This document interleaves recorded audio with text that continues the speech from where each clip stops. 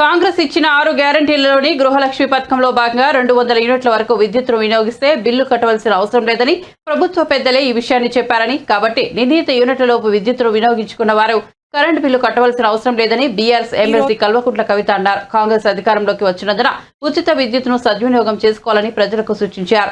ఆమె బుధవారం నిజామాబాద్ జూర్హల్ ప్రాంతంలో పర్యటించారు. ఈ సందర్భంగా మాట్లాడుతూ అర్హులకు సంక్షేమ పథకాలు అందాలంటే దరఖాస్తు చేసుకోవాలని ముఖ్యమంత్రి రేవంత్ రెడ్డి చెబుతున్నారని, దీంతో ప్రజలకు 2-3 అంశాలపై అనుమానాలు తలెత్తుతున్నాయన్నారు. తెలంగాణలో ఇప్పటికే 44 లక్షల మందికి పెన్షన్లు అందుతున్నాయని, అలాంటి వారికి దరఖాస్తు అవసరం లేకుండా పెన్షన్ను 2000 నుంచి 4000 వరకు పెంచవచ్చునని సూచించారు.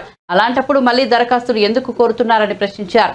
మరోసారి దరఖాస్తులు చేసుకోవాలంటే ప్రజలు ఇబ్బందులకు గురవుతారని ఆవేదన వ్యక్తం చేశారు.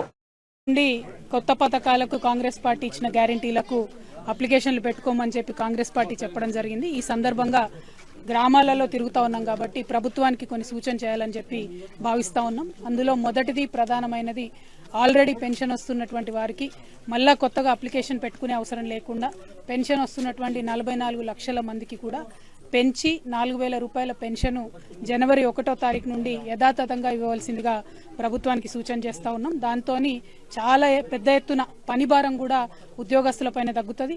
ప్రజల పైన లైన్లలో నిలబడి ఇబ్బందులు పడేటటువంటి బాధ కూడా తగ్గుతుంది.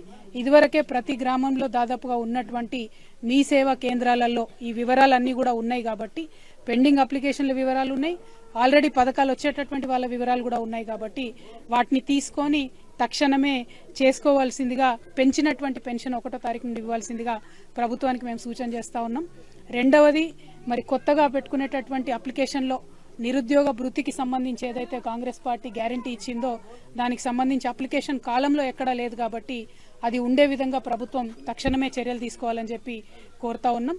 అదేవిధంగా మీ సేవా కేంద్రాలలో ఇదివరకే పెండింగ్ ఉన్నటువంటి రేషన్ కార్డుల అప్లికేషన్లు త్వరితగతిన పూర్తి చేసి ముందుగా రేషన్ కార్డులు అందరికి ఇస్తే అప్పుడు పథకాలు కూడా అందరికి వచ్చేటటువంటి అవకాశం ఉంటుంది కాబట్టి రేషన్ కార్డులను తొందరగా ఇవ్వాల్సిందిగా కోరుతూ, మరి ప్రభుత్వం చెప్పినట్టుగా వచ్చే జనవరి 1వ తారీఖు నుండి 200 యూనిట్ల కన్నా తక్కువ కరెంటు వాడేటటువంటి ప్రజలెవరు కూడా, నిజామాబాద్ జిల్లా అయినా తెలంగాణ వ్యాప్తంగా ఉన్న ప్రజలైనా కూడా కరెంటు బిల్లు కట్టే అవసరం లేదని చెప్పిండ్రు.